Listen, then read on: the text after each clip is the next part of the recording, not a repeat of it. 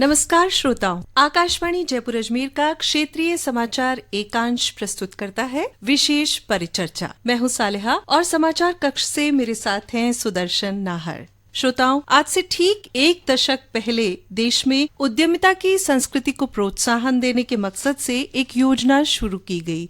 ये है प्रधानमंत्री मुद्रा योजना। इससे करोड़ों लोगों को न सिर्फ अपना व्यवसाय शुरू करने में मदद मिली, वरन कारोबार को विस्तार देने के मकसद से भी ये योजना सहायक सिद्ध हुई है। राजस्थान के परिदृश्य में बीते दशक में इससे आए बदलावों पर हमारे साथ चर्चा करेंगे स्टेट लेवल बैंकर्स कमेटी के एजीएम श्री अनुज अवस्थी जी, और साथ ही हैं हमारे साथ अंकित शर्मा जी, आप सीए हैं। आप दोनों का स्टूडियो में बहुत बहुत स्वागत।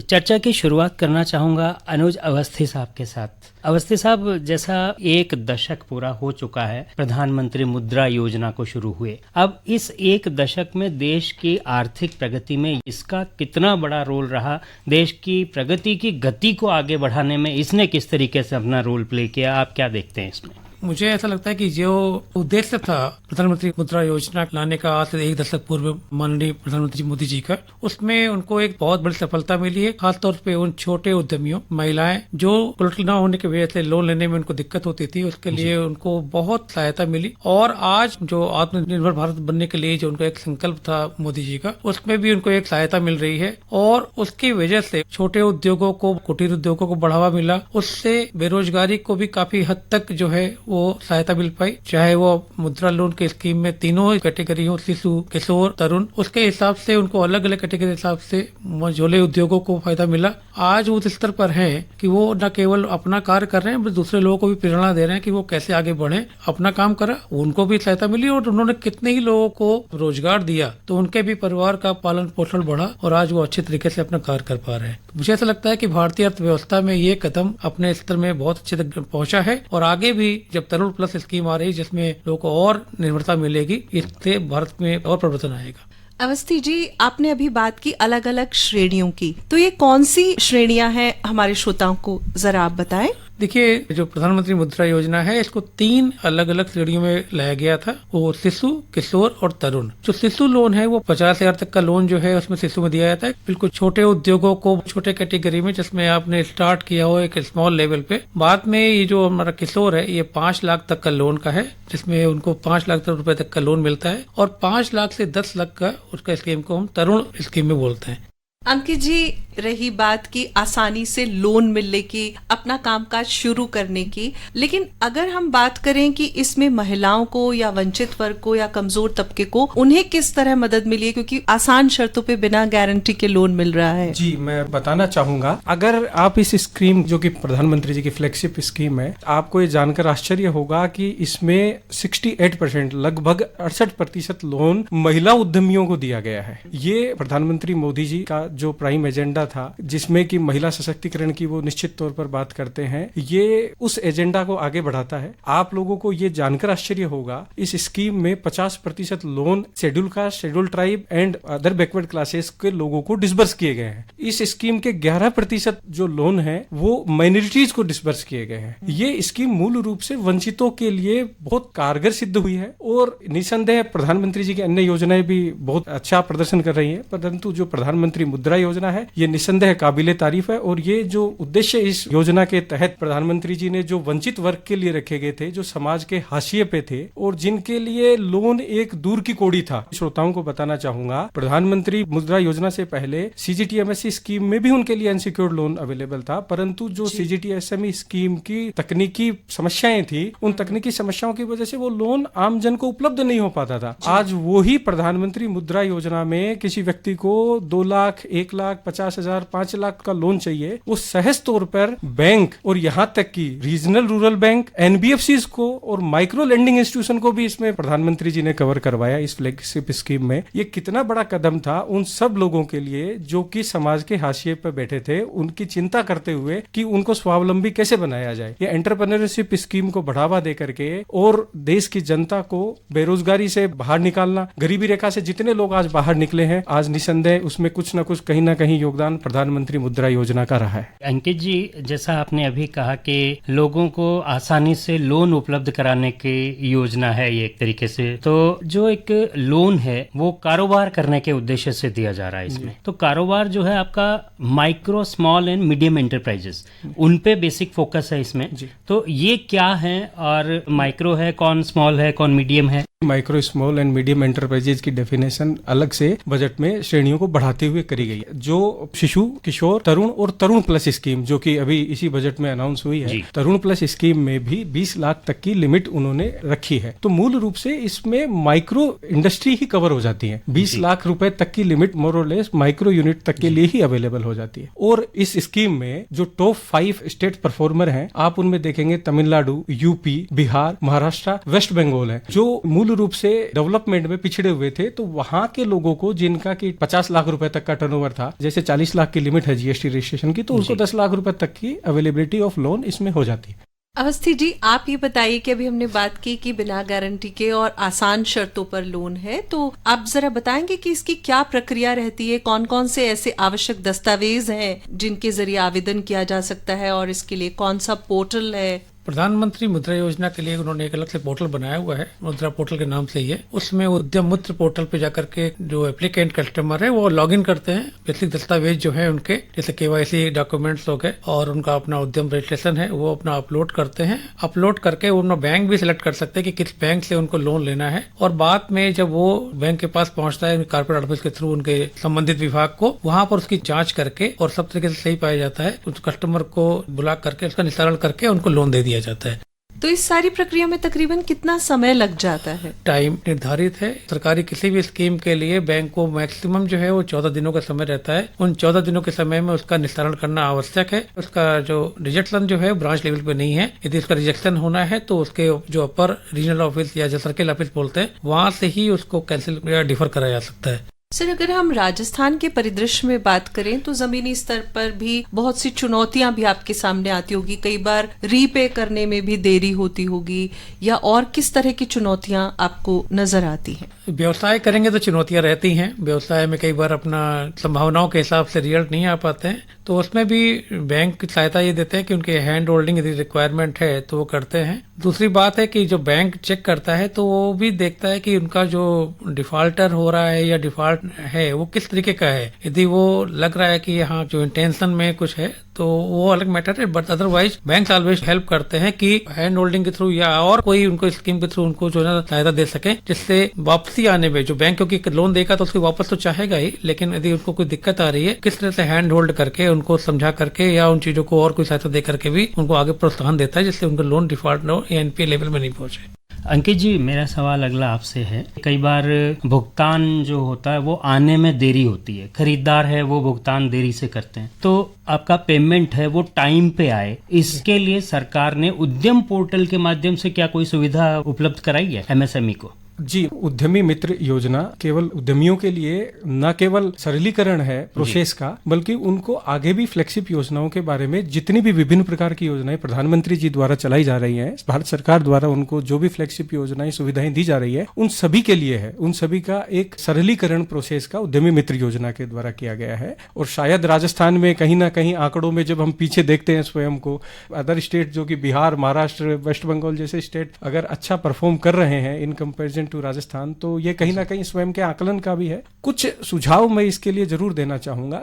जो भी छोटे उद्यमी हैं वो वेल एजुकेटेड नहीं होते हैं, उनको समझ उतनी नहीं होते हैं, और आप लोगों को ये जानकर के ऑलमोस्ट आश्चर्य होगा 52 करोड़ लोन पिछले 10 साल में प्रधानमंत्री मुद्रा योजना में डिस्बर्स हुए हैं। अपने 140 करोड़ देश की जनसंख्या में 52 करोड़ एमएसएमईज को लोन मिलना एक बहुत बड़ी बात होती है। 32 लाख करोड़ रुपए की राशि, 32 लाख करोड़ रुपए की राशि। एवरेज एक वुमन का 62,000 रुपया पर वुमन डिसबर्समेंट होना एक स्कीम में, ये एक बहुत बड़ी बात है एक ऐसे समाज देश के लिए जहां पे बैंकिंग सुविधाएं आज भी एक दूर की कौड़ी हैं महिलाओं के लिए।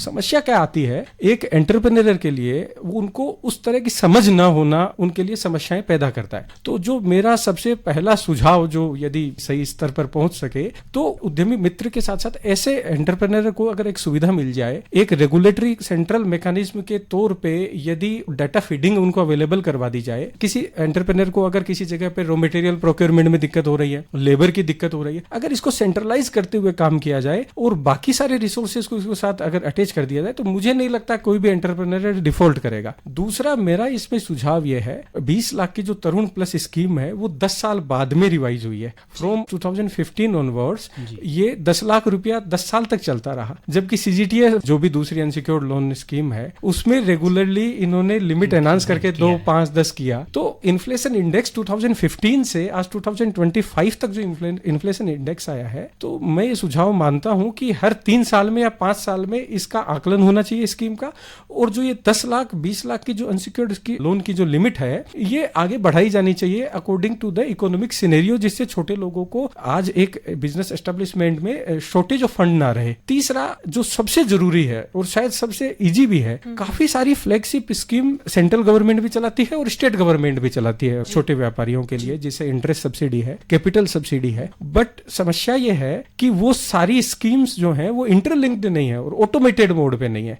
आज किसान क्रेडिट कार्ड के लिए जो सबवेंशन मिलता है that is automated. NABARD direct bank से डाटा लेता है और सबवेंशन देता है, बट वही सबवेंशन यदि आज एक माइक्रो स्मॉल मीडियम एंटरप्राइजेस के व्यक्ति को चाहिए तो उसको बाकायदा पहले जो भी डिस्ट्रिक्ट इंडस्ट्री सेंटर है वहां जाना पड़ेगा, एप्लीकेशन फॉर्म फिल लेना पड़ेगा, फिर बैंक से सिग्नेचर कराना पड़ेगा, फिर सबमिट करना पड़ेगा, फिर डिसबर्समेंट आएगा। तो एक जो रूरल एरिया में व्यक्ति बैठा है उसके लिए ये थोड़ा सा कठिन काम होता है, जिस वजह से वो शायद इन सब सुविधाओं से वंचित हो जाता है। यदि ये सुविधाएं उसे मिले तो मैं तो नहीं मानता कि कोई भी व्यक्ति डिफॉल्ट की स्टेज में आएगा। इस योजना में जो 50,000 रुपए की लिमिट है, आप लोग मानिए उन्होंने कितने ही जो स्टॉल लगाने वाले हैं, रेडी वाले हैं, छोटे फुटकर व्यापारी हैं जिनके पास कोई फाइनेंशियल डाटा नहीं है, 50,000 रुपए के लिए कोई आईटीआर की रिक्वायरमेंट नहीं है, उनको कितनी बड़ी सुविधा आज भारतीय सरकार ने बैंकों को गारंटी दे करके उन लोगों तक पहुंचाई है। तो अगर उनको इंटरेस्ट सब्सिडी का कुछ छूट मिल जाए, अगर उनको कैपिटल सब्सिडी की जो स्कीम्स है गवर्नमेंट की जो अवेलेबल हैं, अगर वही मिल जाए तो मैं नहीं मानता कि ये कोई भी रिस्की प्रोफाइल रहेगा किसी भी बैंक के लिए।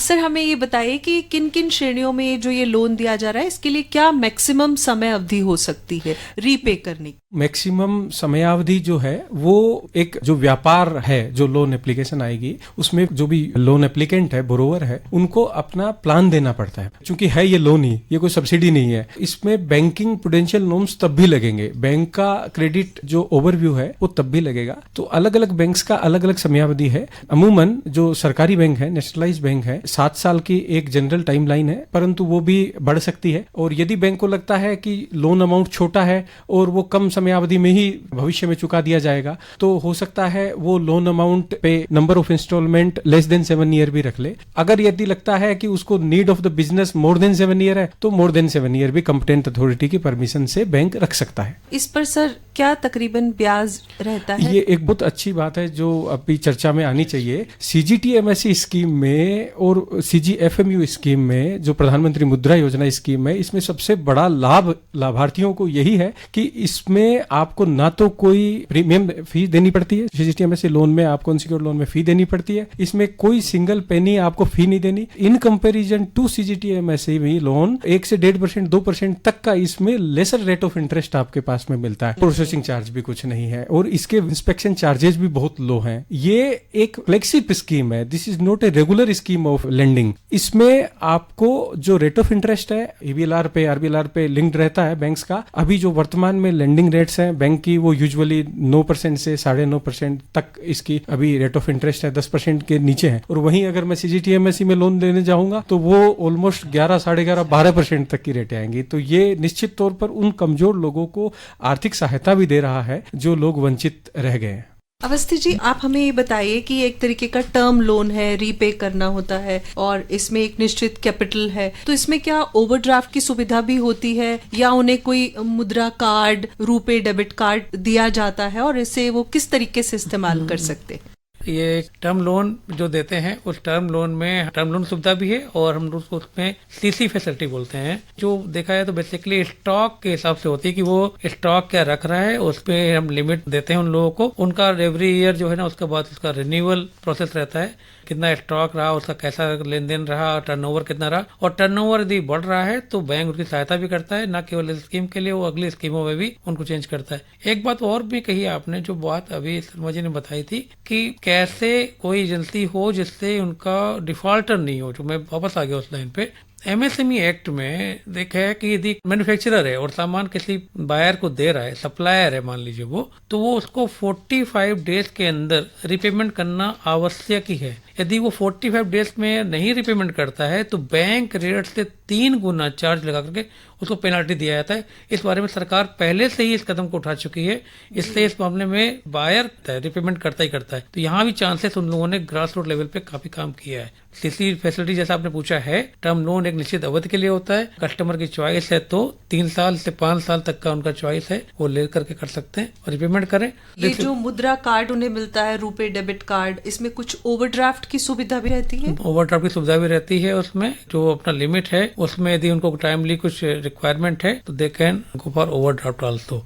सर, एक चीज मैं आपसे इसमें जानना चाहूंगा, जैसा आपने अभी जिक्र किया कि लोगों को काफी बेनिफिट हो रहा है, तो हमारे जो ग्रामीण क्षेत्र है जहाँ पे आदिवासी बहुल इलाके, वहाँ लोगों को इस योजना का कोई विशेष फायदा मिला है? कितने लोगों को वहाँ फायदा मिला है? देखिए, नंबर्स तो उस पर्टिकुलर एरिया का मेरे पास इस वक्त नहीं है, लेकिन हाँ ये बताऊं मैं आपको, डूंगरपुर, बांसवाड़ा या अपना सिरोही, राजसमंद एरिया, उस एरिया में वास्तव रूप से इनमें फायदा हो, क्योंकि हम लोग एज एन SLBC जब हम लोग हर तिमाही इसकी एक चर्चा करते हैं अपना, और प्रगति काफी हुई है। मेन चीज है अवेयरनेस, जितना अवेयरनेस हम पहुंचाएंगे वहां तक उनको फायदा उस हिसाब से मिलेगा। तो एज ए SLBC हम अपने जितने भी यहाँ 41 डिस्ट्रिक्ट में जो लीड डिस्ट्रिक्ट मैनेजर्स हैं उनके थ्रू और सेंट्रल के थ्रू, RCTs, FLC, CFL के थ्रू अवेयरनेस पहुंचा रहे हैं। और आपने भी नोटिस करा होगा प्रगति हुई है, क्योंकि आज सोशल सिक्योरिटी स्कीम जितनी भी चल रही है, चाहे वो मुद्रा योजना के बाद अपना अटल पेंशन योजना हो, PM सुरक्षा बीमा योजना हो, जीवन ज्योति योजना हो, सभी योजनाओं में खास तौर पे जो अच्छे परिणाम आ रहे हैं उनमें काफी लोग लाभान्वित हो रहे हैं। चर्चा की शुरुआत में अंकित जी हमने बात की थी कि महिलाओं का, और आपने आंकड़ा भी बताया था कि काफी संख्या में उन्होंने इसका लाभ उठाया है, और अल्पसंख्यकों की बात करें, कमजोर तबके की भी।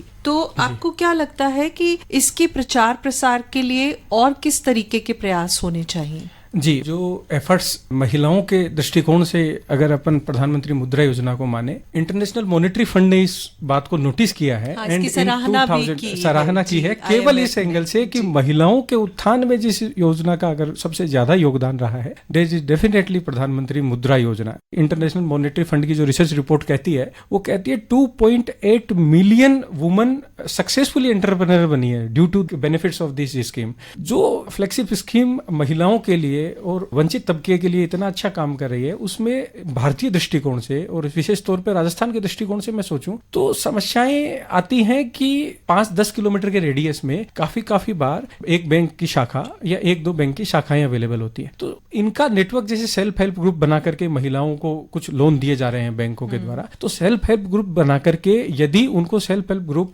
के थ्रू अगर उनको प्रधानमंत्री मुद्रा योजना में शामिल करते हुए महिलाओं को और फंड दिया जाए, तो जो ग्रामीण और घरेलू महिलाएं हैं वो निश्चित तौर पर अपने घर से कुटीर उद्योगों में काम करते हुए भारत की ग्रोस प्रोडक्शन में भी, डेवलपमेंट में भी काम कर सकती हैं और स्वयं के भी उत्थान में निश्चित तौर पर काम कर सकती हैं। अवस्थी जी, आपसे ये जानना चाहेंगे कि बात हुई कि महिलाओं ने इसका बहुत बड़ी संख्या में लाभ उठाया है, तो आप ये बताइए किस तरीके के कारोबार की शुरुआत आमतौर पर महिलाएं करती हैं लोन लेने के बाद?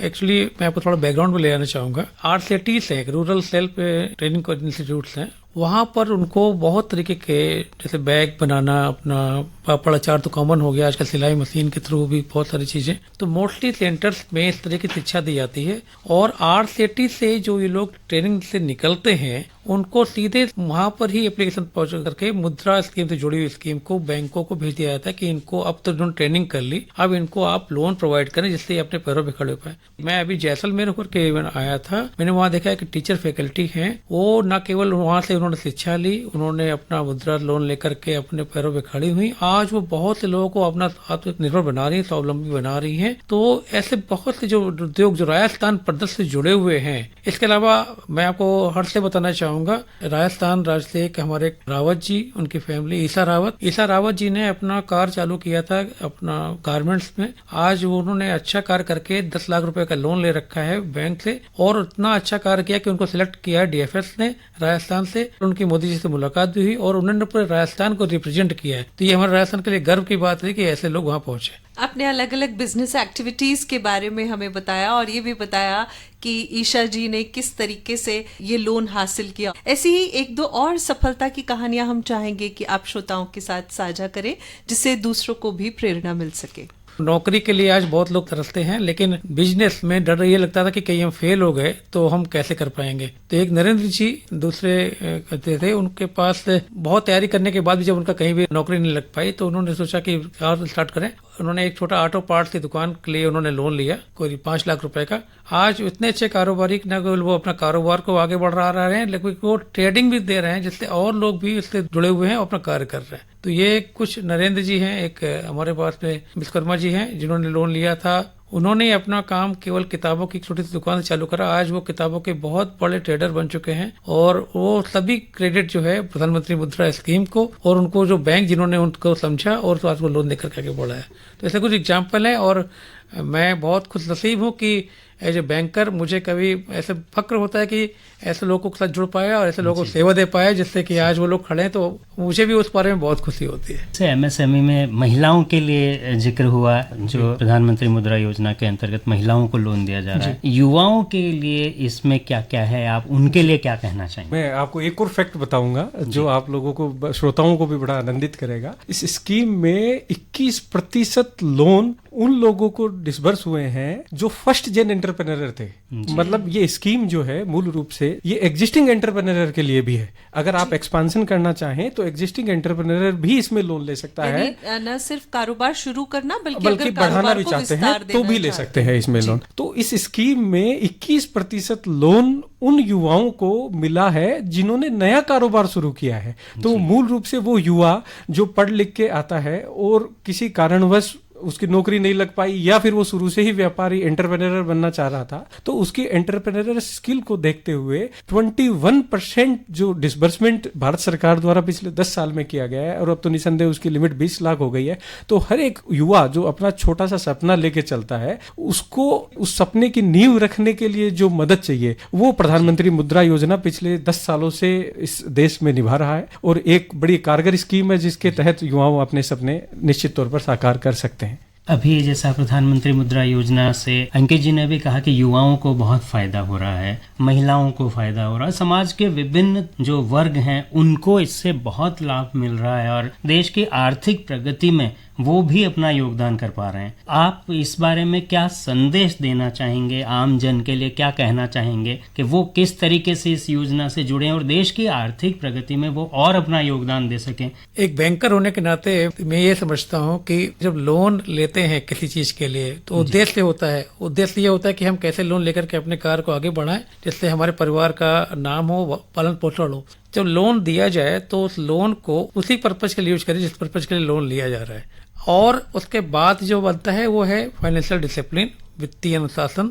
अनुशासन से आप करें, जितना आपने लोन लिया है, जितनी किस्तों के लिए दिया गया है, जितने टर्म के लिए दिया गया है, उसकी प्रॉपर इंस्टॉलमेंट को उसको आप फॉलो करो। बैंक चाहते यही है कि आप वित्तीय अनुशासन से फॉलो रहिए, उसको आगे बढ़ करके दोबारा आपको कोई आवश्यकता हो तो आगे भी आपको लोन बढ़ा कर दिया जा सके।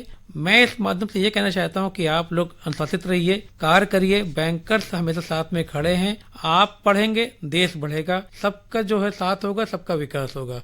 अंकित जी, आपसे भी चाहेंगे कि आप संदेश के रूप में क्या कुछ साझा करना चाहते हैं? मैं मेरे सभी युवा साथियों से विशेष तौर पर ये कहूंगा कि सपनों पे किसी की लगाम नहीं होती और सपनों पे किसी का नियंत्रण नहीं है। सपने देखिए, उनको पूरा करने के लिए निश्चित तौर पर आपको जितनी सुविधाएं आज उपलब्ध हैं उतनी आज के कुछ समय पहले उपलब्ध नहीं थी और आप इसको एक अवसर मानते हुए अपनी पूरी कोशिशें इसमें लगाएं।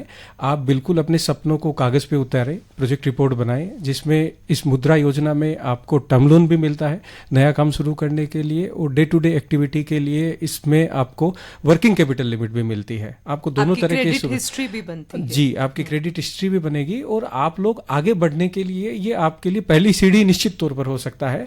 चूंकि इसमें गवर्नमेंट गारंटी है, तो अगर किसी कारणवश आप असफल भी रहते हैं तो 75% पैसा CGFMU ट्रस्ट प्रधानमंत्री मोदी जी के जो विजन था उस विजन से बैंकों को रिपे किया जाता है। तो इसमें आपको अनावश्यक पेन नहीं लेकर के आप अपने सपनों से डरें या एंटरप्रेन्योरशिप से पीछे हटें, इसकी जरूरत नहीं है। बिल्कुल आगे बढ़ें और सपनों की सुंदरता में यकीन रखें, निश्चित तौर पर सपने पूरे होंगे। श्रोताओं, हमें आशा है कि इस परिचर्चा के माध्यम से आपने प्रधानमंत्री मुद्रा योजना और राजस्थान में जो सकारात्मक बदलाव आए हैं उनके बारे में जाना कि किस प्रकार ये वित्तीय समावेशन में काफी सहायक सिद्ध हुई है, छोटे कारोबारियों की उम्मीदों को पंख लगा रही है और महिलाओं और कमजोर तबके के लोगों को भी सशक्त बना रही है।